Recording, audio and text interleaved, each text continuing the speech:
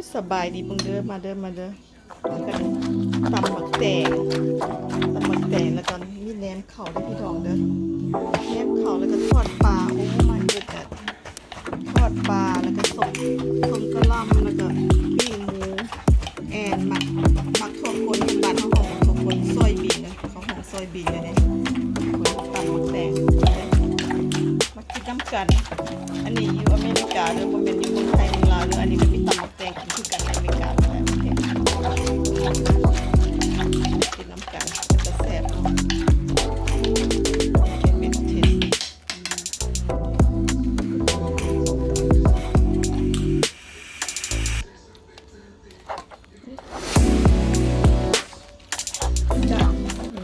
จางมันเนาะโอ้ตำหมักแตงเป็นตะแซ่บบ่ตำหมักแตงกับปีปลาบ่มีพิษเลยกินบ่แค้นโกโนรอ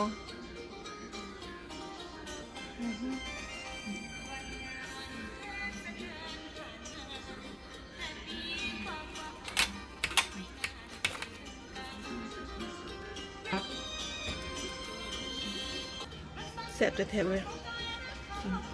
แซ่บแห้งคนไทยเขาว่าแซ่บแห้งเด้อบอกน้ำเขาเผ็ด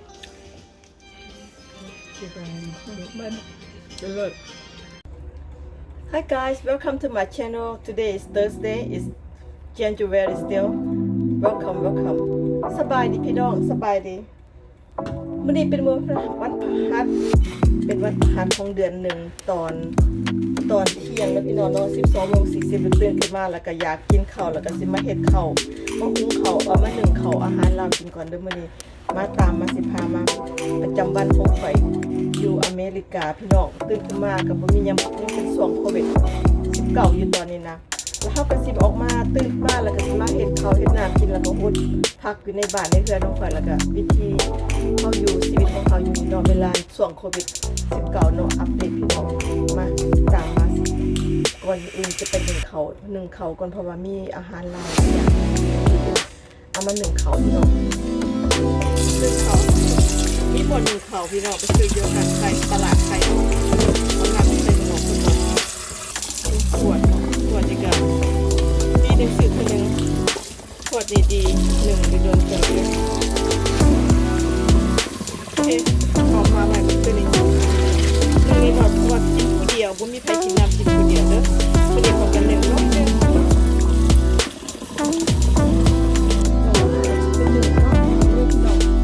12 โมงครึ่งขอดเวลากินข้าวแล้วมาหนึ่งกันเลย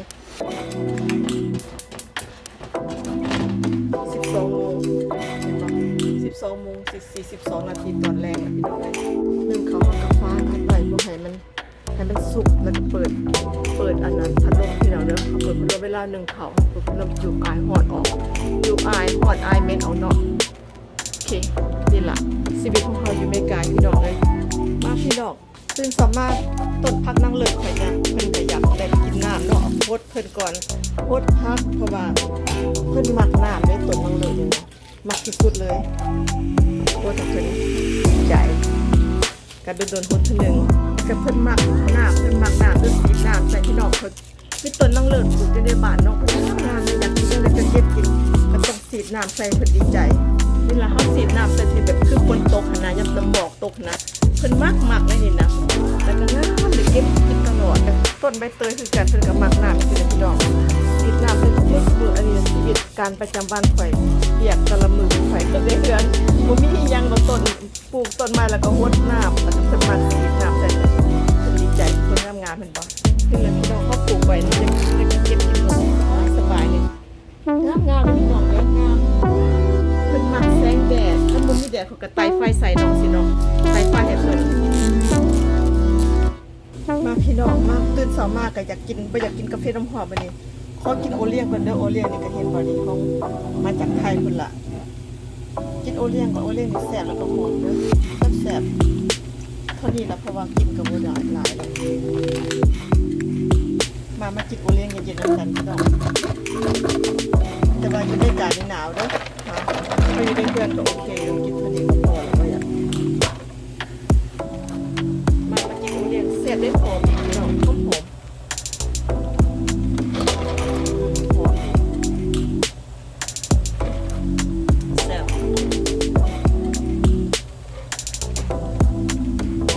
ยวพี่น้องกินบ่เบิดเขาก็สิมาตากไว้ทอดเห็ดแหนมเนาะทอดเห็ดแหนมเมี่ยงเมืองหลวงพี่น้องพอเขากินบ่เบิดข้าวเหนียวเนาะก็มาตากไว้แห้งๆเก็บใส่ถุงไว้ตากอันนี้เขาเดืออยู่เลยกินได้พี่น้องเดี๋ยวบ่ต้องกินเด้อตากแล้วก็มาไว้ถุงสิเวลาเขาอยากกินแหนมเมืองหลวงนะเมี่ยงเมืองหลวงแล้วก็ทอดเห็ดเมี่ยงเมืองหลวงบ่ต้องกินเด้อเขาแห้งเขาเดือกินตากไว้ทีนึงเพิ่นเด้อทีนึงแห้งๆตากไว้go to sun dry rice go deep fry rice crispy very good เป็นสามารถเป็นยังกับเบิ่งทีวีนะพี่น้องเนาะเปิดเสียงเบิ่งทีวีว่าเป็นยังมีปัญหายังเกิดยังอยู่ในอเมริกาเฮาต้องเบิ่งทีวีนะพี่น้องทอดปลาเรือเมื่อวานพี่น้องซื้อปลามาทอดปลาที่แซ่บได้เลยปลาเน้นๆนะทอดแล้วก็จะเอาไปอุ่นกินแล้วพี่น้องเนาะว่ามีอย่างไรกินข้าวผู้เดียวก็ตำมักแตงเรือที่ละพี่น้องเกิดเป็นมือมากกะบ่มีหยังแต่ละมื้อมาลูกขึ้นมากะโฮดพักซักเครื่องนึ่งข้าวก็อยากกินข้าวเหนียวกับนึ่งข้าวเหนียวเนาะตามใจแต่ว่าเขาบ่อยากกินอาหารลาวเขาไปน้องกินอาหารอเมริกาสินะแต่ว่ากินอาหารลาวได้ดีที่สุดนี่แหละสิ่งที่พี่น้องตอนนี้โควิด-19เด้อโควิด-19เฮาบ่ได้เฮ็ดหยังหลายก็พยายามเฮ็ดอยู่กินในบ้านในเรือนเฮานี่แหละกำลังหุงข้าวหุงน้ำอันนึงข้าวนึงน้ำกินตอนเช้าเพราะว่าอันนี้ก็บ่พออาหารบ้านเฮาเด้อลองอาหารเฮาสิแซ่บกว่าเพราะว่าเป็นน้ำเฮ็ดมักรสและเฮ็ดเอาเองมากินข้าวกันเด้อข้าวสวยจักหน่อยจะออกไปดินที่45นี่ก็สิพาดูอากาศส่งอากาศ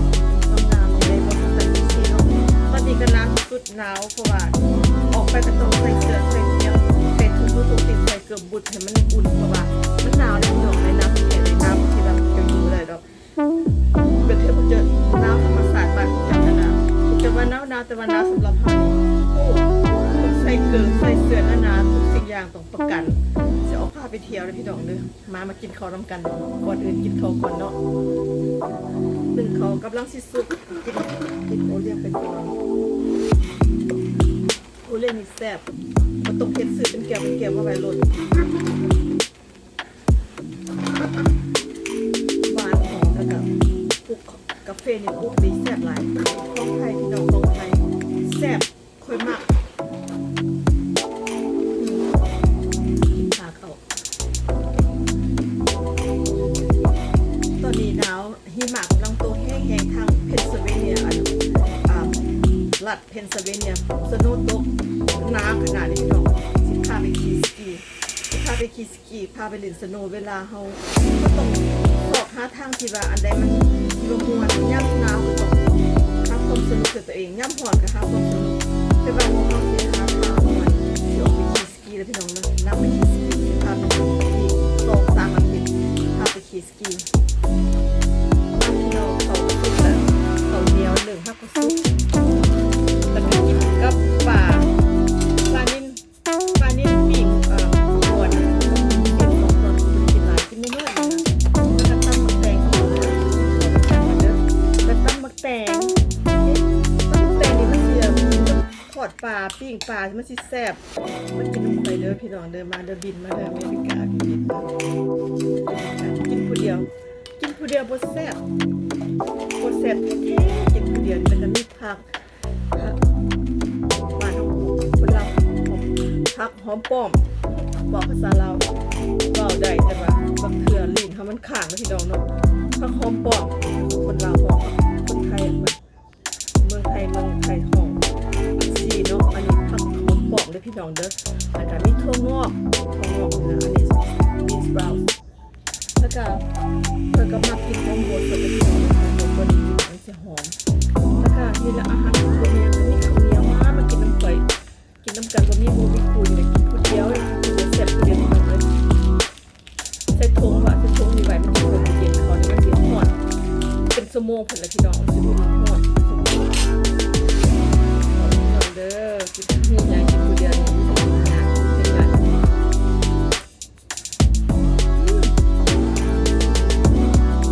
แบบ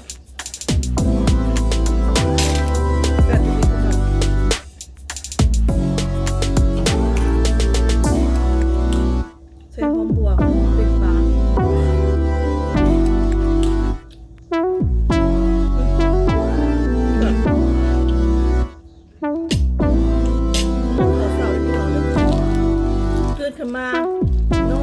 บิ่งทีวีเบิ่งยังไปนอนออกกำลังกายแล้วก็ออกกำลังกายก็เป็นยังก็นอนเหยียดนะครับบนต้นโตเขาปวดมันก็เหยียดไปเนาะลุกขึ้นมาบ่มีได้เฮ็ดพุดพักตึงเข่าตำหมักแตง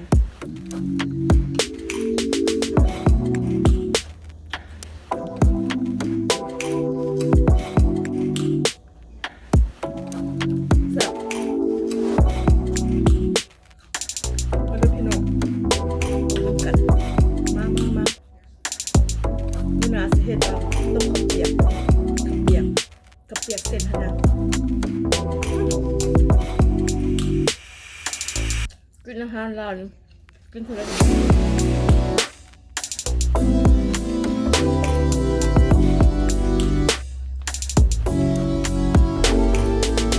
อาหารลาวเป็นเลยเปิดกินเข้าไปเป็นแซ่บ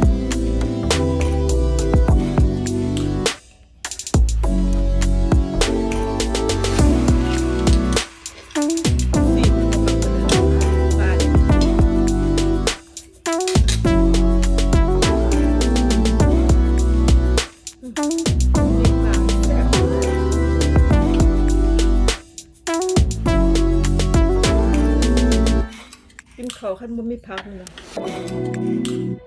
มีพักให้หน่อยนึงหอมปอดหอม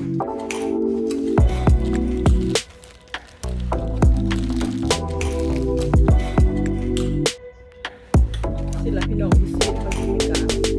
อยากกินยังก็ได้เฮ็ดเขาสิเว้าแล้วเมืองเศรษฐีแล้วพี่น้องบ่บอกแล้วก็บ่เฮ็ดเมืองอเมริกาเป็นเมืองเศรษฐีที่ประวัติศาสตร์เพราะว่าหาได้หาเอาต้องไปนั่งคอภัยเฮ็ดหล่นจะได้ไปเฮ็ดเอา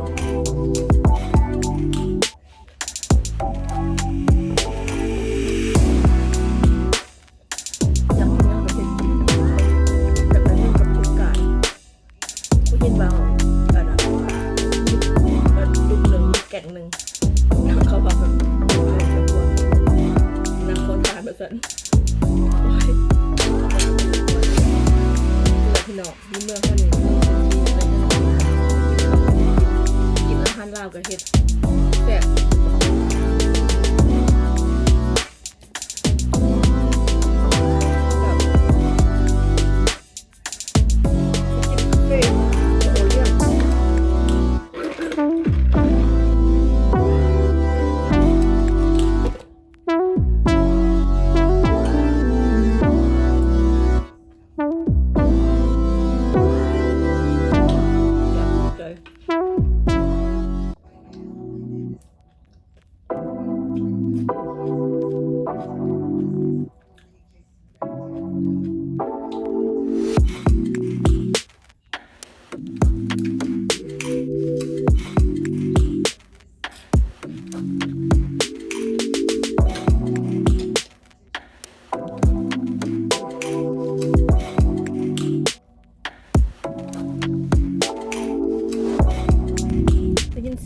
ได้ยินเสียงยนต์แบบพี่น้องเขาอยู่ใกล้ๆทหาร2 นาทีติดกันเลยเขตต่อเขตเลยเจ้าละมือมานี่ขึ้นยนต์ลงขึ้นยนต์เขาจะเป็นดีเซลนะขึ้นลงก็จะแบบว่าภาษาอังกฤษคลาสเสร็จแบบว่าเขาสิว่าได้อุ่นจักรดาเราอย่างขึ้นขี่ลงเสียงมันจะดังเพราะว่าค่ายทหารใหญ่ที่สุดเลย